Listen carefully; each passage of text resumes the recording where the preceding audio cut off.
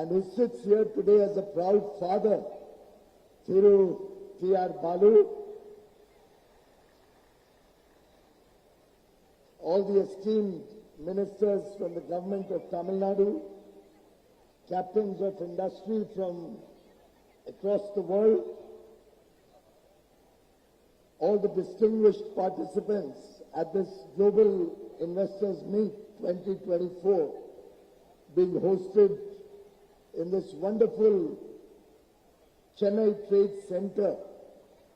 Friends from the media, distinguished ladies and gentlemen, it is truly a delight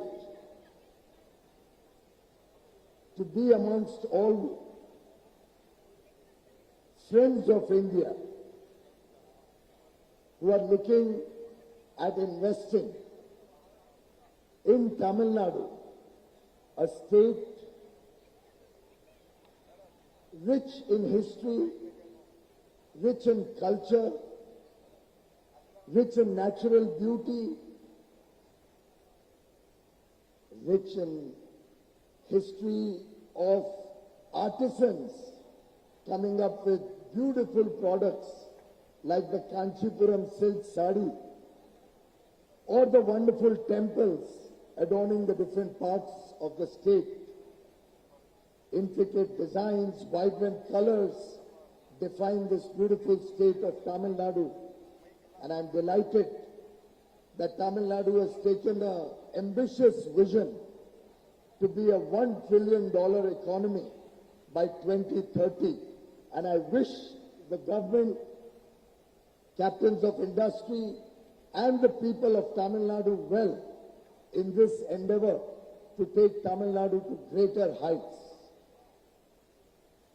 Friends, the country has celebrated a singular achievement yesterday. Aditya L1, our satellite launched to study the sun, has been positioned in its rightful orbit at the Lagrange point L1. And we are all proud that the project director of Aditya L1 is a daughter of Tamil Nadu, Nigar Shaji, who comes from Thenakasi.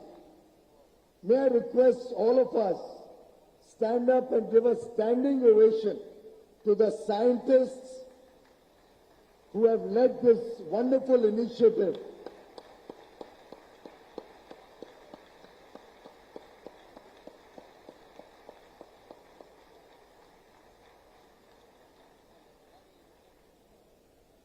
With Shaji as the project director, Somnathan, who heads ISRO, and the entire country standing behind them, with Prime Minister Narendra Modi leading from the front.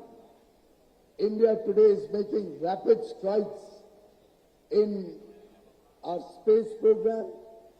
Soon after the success of Chandrayaan-3, Aditya L1 truly takes us into another orbit of development and growth. I say this because no country can become a developed nation as we aspire to be by 2047, when we celebrate 100 years of independence, without every part of the country developing and contributing to the growth of the country. When Prime Minister Narendra Modi took charge in 2014, one of the first comments and guidance to the country that he gave was that India will grow when the states will grow. And every part of India will have to contribute to the success and growth of India, to meeting the aspirations of 1.4 billion Indians. The strength of India, the strength of a Viksit Bharat lies in strong pillars which are the 28 states and the 8 union territories of India. I believe when Tamil Nadu aspires for a $1 trillion economy by 2030, they are having an ambitious goal of 18% growth every year. And that is what will drive the people of the country. That is what will drive industrialization, new jobs, new work opportunities. It will help the young boys and girls to aspire for big goals in life. And it is only when we have big, hairy, audacious goals that this country will move forward. And I compliment all of you and the people of Tamil Nadu and Thiru M.K. Stalin for having this ambitious goal. In fact, we are sitting at the Chennai Trade Center, which is itself a model of the partnership between the central government and the state government, who have together developed this wonderful complex in a short period of time. And I'm sure it is this spirit of collaboration, cooperation, whilst also having an element of competition amongst the states, which will drive economic growth and prosperity for the people of India. The Honorable Prime Minister very recently inaugurated development projects worth over 20,000 crores, nearly $2.5 billion in Tamil Nadu alone. Over the last 10 years, the government of India has been working along with the government of Tamil Nadu to work towards faster industrialization, towards taking welfare to the people of Tamil Nadu and ensuring inclusive and sustainable growth in the state. In fact, as Textiles Minister, when I was to launch 7 mega textile parks, the first park was launched along with Thiru M.K. Stalin in Tamil Nadu, which is coming up in Virudhunagar. Prime Minister Modi has a very special place in his heart for Tamil Nadu. In fact, his admiration for the rich culture, the traditions of Tamil Nadu was reflected when he installed the Holy Sengol in the new Parliament building, where all of us today are making policy for this country. And we are very proud that the Sengol adorns the Speaker's chair as a representative of India's rich culture, of Tamil Nadu's contribution to the heritage that all of us have inherited. Friends, there's a very deep connect also between Tamil Nadu and the rest of the country, which we are bringing together under the Ek Bharat Shresth Bharat program. We've had 2 very successful programs connecting Kashi, that is Varanasi, where Lord Vishwanath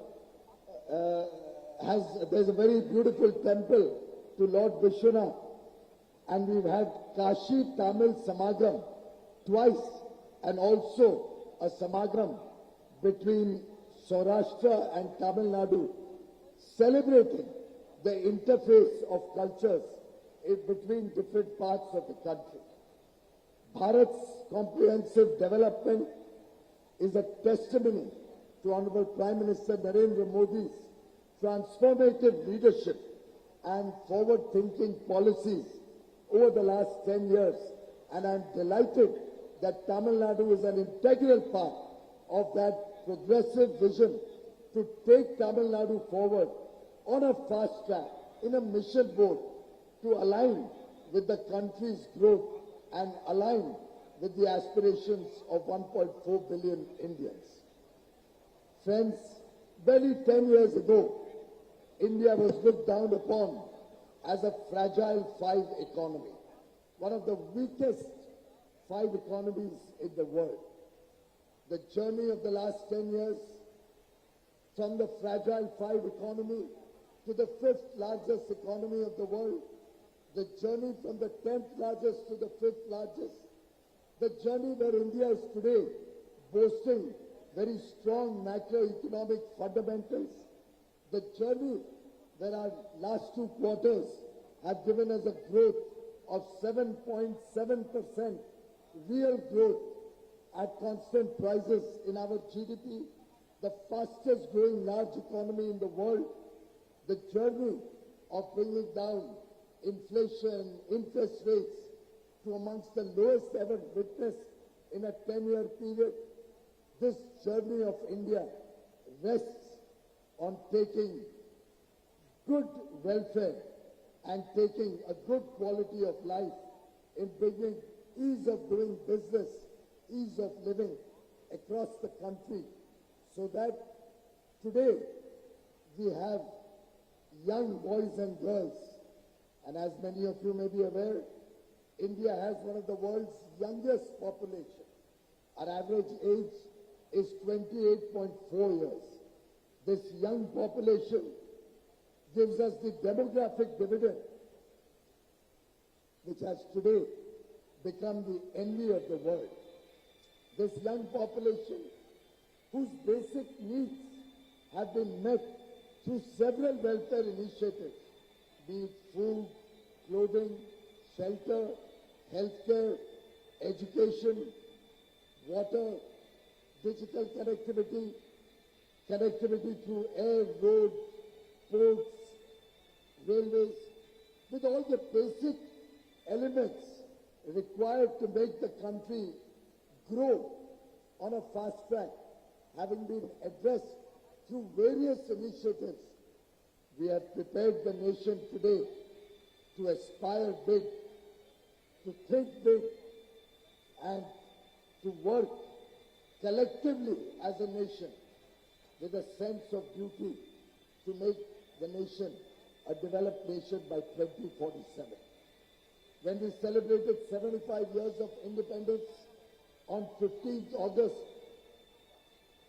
2022, the Honorable Prime Minister laid out his vision of what he sees as the drivers, the key pillars of India's growth story. The 5 key pillars, commitments, paths front that he laid out before the nation from the ramparts of the Red Fort were: 1, India will aspire to be a developed nation by 2047 when we celebrate 100 years of independence. 2, we will shed the colonial mindset that has come into this country through centuries of subjugation. We will kill every element of colonial mindset. 3, we will adopt, absorb, and accept our rich culture, our history, our traditions, our value systems. Embrace them, learn from the lessons of history, and we want growth as well as our heritage, both to coexist. 4th, he talked about the unity and integrity of India and strengthening the collective wisdom, the collective effort of the nation, of every part of the nation. 5th, he talked about 1.4 billion Indians accepting our duty, our work, our commitment collectively to work to make India a developed nation. And these 5 key pillars rest on 2 very important fundamental needs. 1, we are looking at women-led development, strengthening the Nari Shakti, our women power, and 2, making India corruption-free, Bhrashtachar Mukt Bharat. And I am delighted that Tamil Nadu and what we heard just now was indeed music to our ears, that 43% of our women workforce works in Tamil Nadu. I do believe as more and more women come into the workforce, they will not only add to the GDP for the work that they will do, but they will also add possibly twice to the GDP, because as the women come out to work, as more and more women come into the formal workforce, the work that they are now doing, which is unfortunately not reflected in our GDP number, will be replaced with technology, will be replaced with somebody else coming and doing that work in their home. India will be the largest market for washing machines. India will be the world's largest market for dishwashers. India will be the world's largest market for goods and services that will be replacing the women who come out into the formal workforce. And therefore, it is women-led development that is going to take India to newer heights. While India is outperforming all our peer economies, the world today wants to come and engage with India, to do free trade agreements with India, to expand trade and diplomatic relations with India. That is happening on the strength of this young population, which brings management talent to the fore, which brings a skilled workforce. And over the next 30 years, India will continue to be a young population, under 30 years of age. And in this next 24 years of the Amrit Kaal, till 2047, we aspire to grow to become a $35 trillion economy. And I can assure all our friends from across the world, every single Indian, 1.4 billion Indians today have decided, have made it a commitment. It's the collective effort of 1.4 billion Indians which is going to make India the best destination, which is going to make every state of India, Tamil Nadu, one of the best places to do business in the world.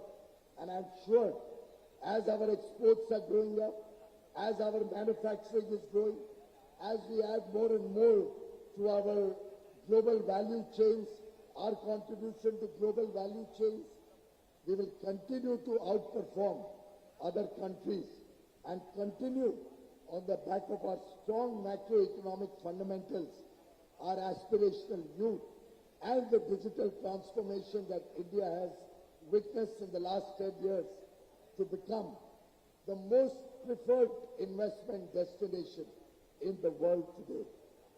Friends, Honorable Prime Minister, right since 2014, has been offering a series of initiatives. He has focused on bringing down inflation, bringing down interest rates. He has focused on expanding our foreign exchange reserves. The current figure is $623 billion, a record foreign exchange reserve which we have never, the likes of which India has never seen. We have ensured massive investments in infrastructure across the country, doubled our port capacity, started 114 new inland waterways. We have expanded our airports from 74 in 2014 to 150 today. And only recently, an airport was inaugurated by the Prime Minister at Ayodhya, the holy town of Ayodhya, where on 22nd of January, India will redeem its pledge. India will be finally building a huge temple in honor of Lord Ram, who represents India's culture, who represents India's faith. Lord Ram will be having a huge temple in his honor at his birthplace in Ayodhya, which will be finally coming to light after a struggle of 500 years on 22nd of January. Over the years, our Make in India program, our Skill in India program, our effort to introduce the culture of quality through more and more quality control orders, our effort to build modern infrastructure, our effort to engage, whether it is with deep sea mining or with space, in every aspect, the country is making rapid strides to prepare the nation to become a modern transformation in the economy, a transformation in the lives of the people of India. It's very encouraging to see that the states are equally committed. And I must compliment Thiru M.K. Stalin, my brother Dr. Raja, and the people of Tamil Nadu for hosting this global investors meet, attracting industry from across the world to come and invest in India. And I compliment you for having the bold vision to transform this state, to take this state on the fast trajectory of growth. I wish all the industry who have committed to invest in this state all the very best, success in their journey. And I would like to assure every investor who is coming to Tamil Nadu, who is coming to India, that we will continue to focus and work together with the states. Both the central government and the state governments will work together to promote ease of doing business, to promote better infrastructure. We will continue to ensure every possible step that will help Bharat to grow, India to grow and become the world's envy. And I am very, very confident that every single person sitting in this room will work hard, will support the efforts of Prime Minister Modi, the central government, Thiru Stalin, the state government, and will take development and prosperity to the last man in the country. Inclusive and sustainable development is the way forward, and I'm sure a developed India, a Viksit Bharat, is the way forward, is going to be the defining moment of the country, and we will all work, we will all pledge ourselves to a Viksit Bharat by 2047. I wish this conclave Tamil Nadu Global Investors Meet 2024 all the very best, all the success, and I wish Thiru M.K. Stalin, Dr. Raja, and all my colleagues on the stage and off the stage all the very best in the new year. Thank you very much. Nadu. Thank you so much, sir. It's truly an honor to have you with us. You have and continue to be an inspiring leader for the country.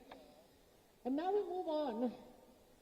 During the last 2.5 years, the state has witnessed exemplary growth under the visionary leadership of our Honorable Chief Minister of Tamil Nadu. The state became India's top electronics exporter and has emerged as an EV powerhouse apart from achieving many other laurels. It is indeed our pleasure